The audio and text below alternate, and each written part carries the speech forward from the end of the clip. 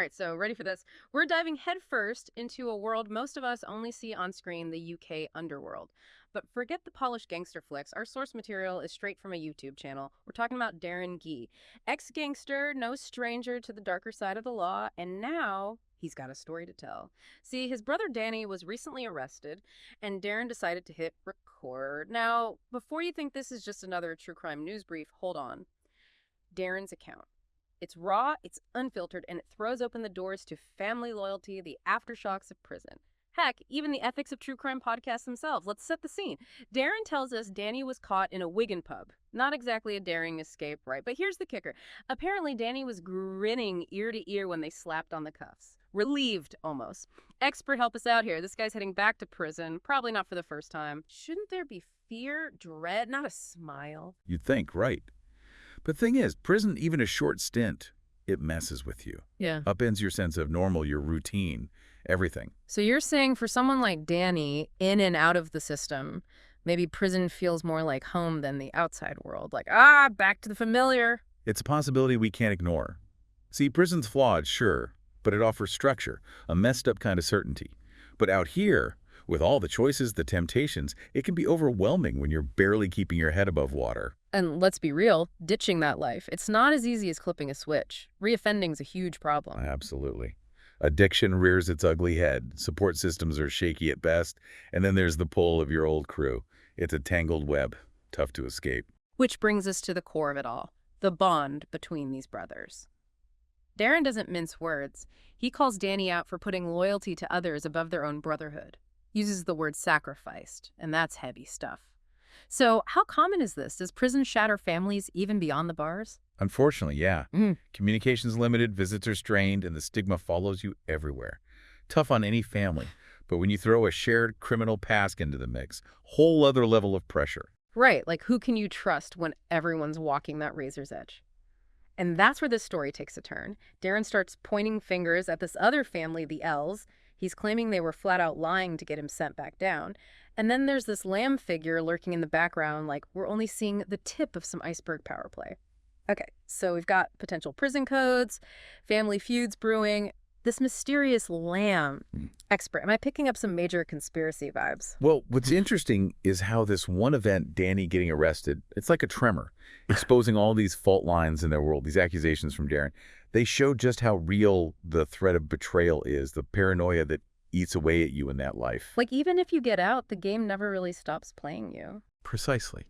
And it makes you wonder, what really caused this rift between the brothers? Yeah. Was it just prison, or were there cracks there all along? The way Darren spits out that word sacrificed, yeah, that tells me there's history there, resentment buried deep. Agreed. And to unravel that, we need to rewind a bit before Danny's arrest to understand how they got here in the first place. It's like we're trying to solve a puzzle, but we've only got half the pieces, and the ones we do have, they're all soaked in this code of silence, this unspoken history. Right, like trying to decipher a secret language. So how do we crack the code?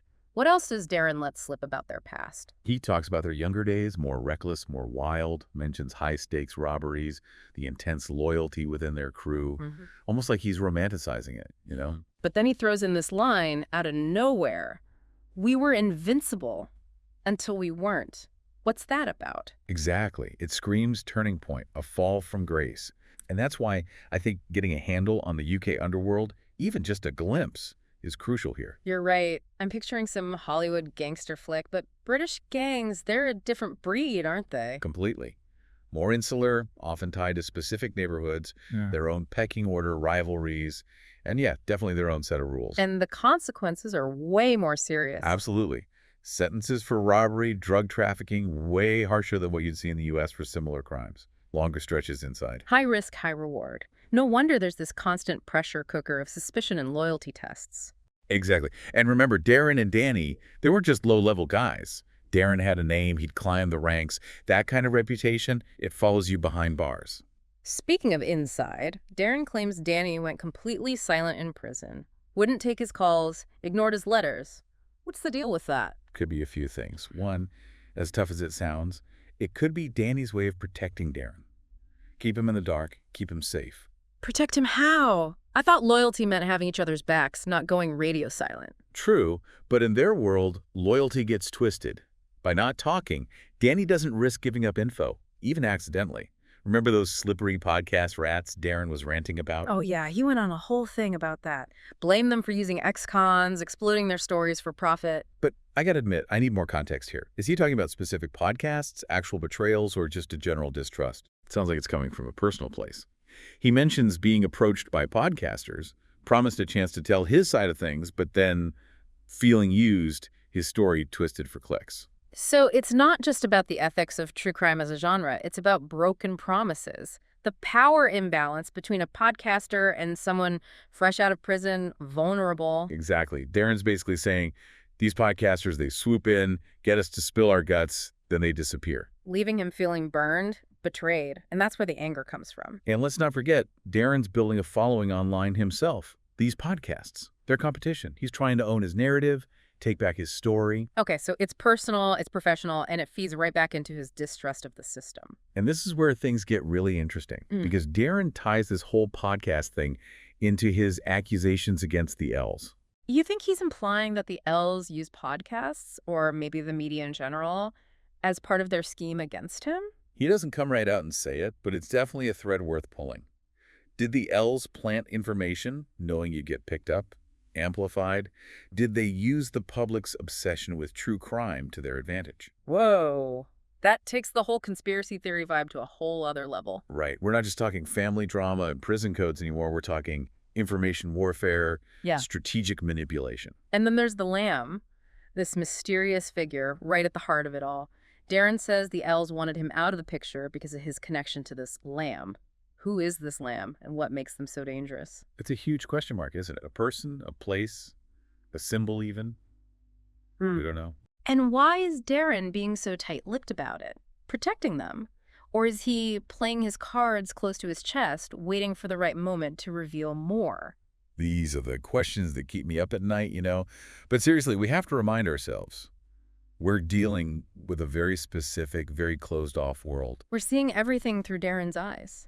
His truth, as he sees it. And that perspective, it's been shaped by years of living in the shadows, operating under this code of silence, always looking over his shoulder. So how do we make sense of it all? The distrust, the anger, but also this protectiveness he shows, this flicker of hope when he talks about Danny. It's like he's stuck between two worlds, isn't it? The one he came from, where loyalty's everything, and this new one, where he's trying to control how people see him, maybe even find some redemption, you know? Exactly. And that's what makes this story bigger than just Darren and Danny. It speaks to this bigger issue with the justice system. You mean like how do you actually break free from that life, that way of thinking? Right. We talk about reintegration, but what does that even mean for someone who's been immersed in that world, where trust can bite you in the back and violence is always simmering under the surface? And then there's the media's role in all of this.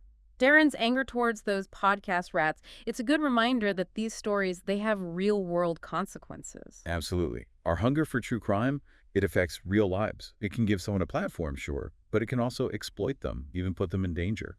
So what do we do? How do we enjoy these raw, real-life stories but still be ethical about it? That's the million-dollar question. Right. For me, it comes down to being aware, remembering that these are actual people, and that us listening, it has an impact. Like, we can't just be passive consumers. We have to think critically who benefits from this story being told, who's not being heard. Exactly. And if something feels wrong, like someone's being taken advantage of, or there's a clear bias, we got to call it out, demand better. Because ultimately, this isn't just about being entertained. It's about justice, about accountability, and the possibility of turning your life around. Well said. And that brings us back to Danny. Despite everything, Darren ends his video on a hopeful note. He asks Danny to reach out. He does. It's like, even after all the accusations, the feeling of betrayal, that brotherly bond is still there somewhere deep down. Which makes you wonder, what will Danny choose? Will he reach out? Will he be welcomed back?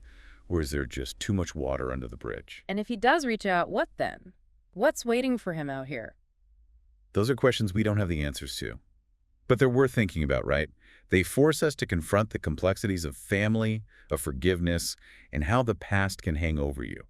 It's like, Even in the darkest corners of that world, the UK underworld, there's still this flicker of hope, this reminder that people can change, that second chances are possible. But it takes more than just wanting it, right? Right. It takes real change in the system, support from the community, and being willing to see past the labels we slap on people like Darren and Danny. So we're left with this question.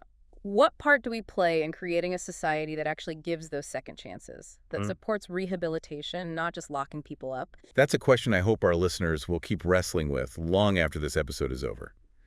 Because it's a conversation that goes way beyond this YouTube channel, beyond this one story. It's about building a fairer, more compassionate society. Couldn't have said it better myself. And on that note, we'll leave you with those questions to ponder. Until next time, keep digging for the truth, keep asking those tough questions, and thanks for joining us on this deep dive.